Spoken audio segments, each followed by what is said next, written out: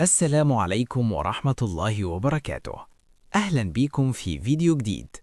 ما تنساش تعمل لايك واشتراك في القناة عشان يوصلك كل جديد أول بأول. موعدنا مع مباراة قوية ومهمة جدا، حيث يواجه نادي الزمالك نظيره أوتوهو الكونغولي في إياب دور ربع النهائي من بطولة كأس الكونفدرالية الإفريقية.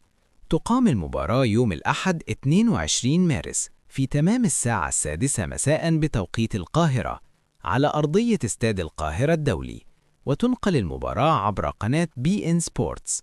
وضع الفريقين قبل المباراة: مباراة الذهاب انتهت بنتيجة إيجابية 1-1، وده بيدي أفضلية نسبية للزمالك، لكن الحسم لسه مفتوح.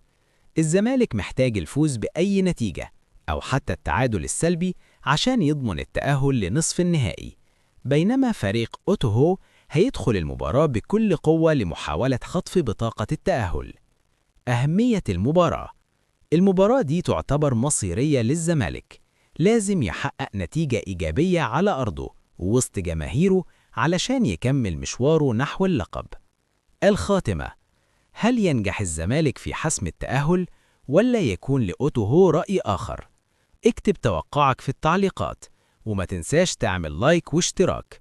والسلام عليكم ورحمة الله وبركاته.